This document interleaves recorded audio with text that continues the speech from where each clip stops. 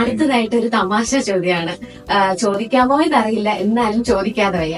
അടുത്തിടെയായി social media ഒക്കെ പ്രത്യേകിച്ചും ആശ്രിത വിസയിൽ വിദേശത്തേക്ക് കടന്നു വരുന്നവരെ പാവാട വിസ, സാരി വിസ എന്നൊക്കെ പറഞ്ഞ് അധിക്ഷേപിക്കാറുണ്ട്. സ്വന്തം ജീവിതാനുഭവങ്ങളുടെ വെളിച്ചത്തിൽ താങ്കൾക്ക് അവരോട് എന്ത് മറുപടിയാണ് പറയാനുള്ളത്? ഞാനേ ചോദ്യത്തിന് ഉത്തരം തരുന്ന എന്റെ അനുഭവം പറയാം. ഞാൻ വന്നിട്ട് എനിക്ക് കൂടി വന്നാൽ 6 മാസമായിരുന്നു. അപ്പൊ 6 മാസം ഞാൻ കെയർ ഹോമിൽ ജോലി ചെയ്യുന്നു, കെയറായിട്ട് ജോലി ചെയ്യുന്നു. അപ്പൊ അന്ന് അവിടെ ഒരു നേഴ്സ് വർക്ക് ചെയ്യുന്നുണ്ട്. അപ്പൊ ഞാൻ അപ്പുറത്ത് നിൽക്കുകയാണ്. ഇപ്പൊ പുള്ളി എപ്പോഴും സുഹൃത്ത് വിളിച്ചപ്പോ എന്തോ സംസാരിച്ച് കൂടെ ആരോ ഉള്ളതെന്ന് ചോദിച്ചു. അങ്ങനെ ആയിരിക്കും ചോദ്യം എനിക്ക് തോന്നുന്നു. ഉടനെ പുള്ളി പറഞ്ഞത് തുമ്പാന്ന് പറഞ്ഞു. എനിക്ക് ആദ്യം മനസ്സിലായി തുമ്പാന്ന്. സൈഡിന് അണ്ടർസ്റ്റാൻഡ് വഴി ഇത് ഞാൻ പിന്നെ ഇങ്ങനെ ആലോചിച്ചപ്പോഴത്തേക്ക് എനിക്ക് പറഞ്ഞു ഇദ്ദേഹം സാരി തുമ്പാന്നാ പറഞ്ഞത്.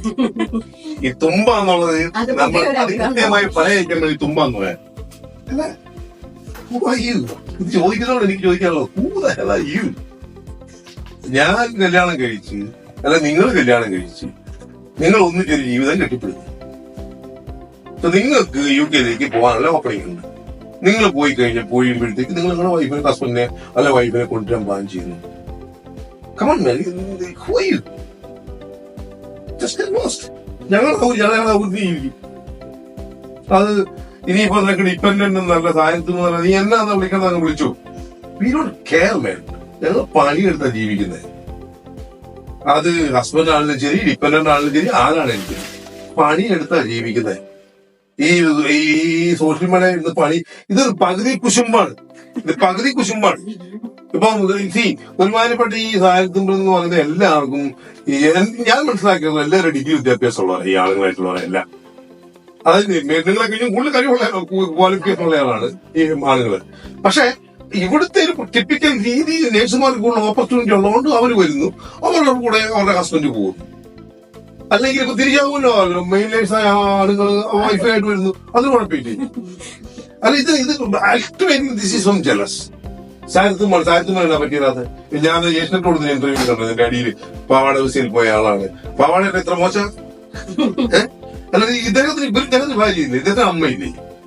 അപ്പം അവര് ജീവിതം വൺ മാൻ ഷോ അല്ല സുഹൃത്തെ. ജീവിതം എന്ന് പറയുന്നത് നമ്മൾ ഫാമിലി ആയി കഴിയുമ്പോൾ വി ആർ ടുഗദർ. അപ്പൊ അതില് നമ്മൾ ഒന്നിച്ച് ഈ വള്ളം നമ്മൾ ഒന്നിച്ചാണ് തുഴയുന്നത്, ഒറ്റയ്ക്കല്ല തുഴയുന്നത്. അതേപ്പറ്റി കൃത്യമായ ധാരണയില്ലാഞ്ഞിട്ടാണ് എനിക്ക് ഇന്ന് വിളിച്ചു പറയുന്നത്. അതാണ് അതിന് മറുപടി. ഞാൻ വിളിക്കുന്നത് ധൈര്യമായിട്ട് വിളിച്ചു. ഞാൻ കഴിഞ്ഞ ദിവസം ഏതോ ഒരു ചർച്ച ചെയ്തു. എനിക്ക് ഏതൊരു പോരാണ് ഞാൻ പറഞ്ഞു ഞാൻ ഡിപ്പെൻഡന്റ് ആണ് എന്ന് പറഞ്ഞതല്ല പ്രശ്നം തുടങ്ങി. So what does that make anything at all difference to anyone? അത് എന്റെയും എന്റെ കുടുംബത്തിന്റെയും തീരുമാനം. Who are you to intervene and ridicule? ഇതൊരു പ്രശ്നം അറിയോ? ഇന്ത്യയിലെ ഇവിടെ ഈ 2023 ഓൺലൈൻ സേഫ്റ്റി ആക്ട് അത് ഇംപ്ലിമെന്റ് ആയത് ജനുവരിയിലാണ്. അത് ഇപ്പം ജൂണിലായുള്ളൂ. ഏതാണ്ട് 50 കേസ് ചെയ്ത് കഴിഞ്ഞു.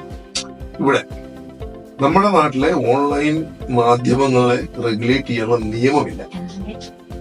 ഇതാണ് സോഷ്യൽ മീഡിയയിൽ വാട്സപ്പിൽ ചുമ്മാ വിളിച്ച് പച്ചക്ക് തെറി പറഞ്ഞത്, മലയാളത്തിൽ തെറി പറഞ്ഞത്, അത് നേരെ പോലീസ് ഇവിടെ വിളിച്ചു കൊടുത്തു. പോലീസ് അതാണ് നേരെ ട്രാൻസ്ലേറ്റ് ചെയ്ത് ഭയങ്കര ഗ്രീവിയസ് ആയിട്ടുള്ള വേർഡ്സ് യൂസ് ചെയ്തിരിക്കുന്നത്.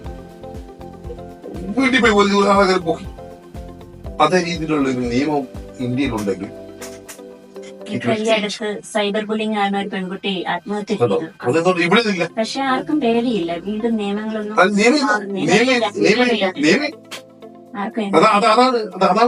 അതാണ് ഇതിലേക്ക് വേണ്ടിയിട്ടാണ് ഞാൻ തിരിച്ചു പോകുന്നതിന്റെ ആഗ്രഹം ഞാൻ പറഞ്ഞത്.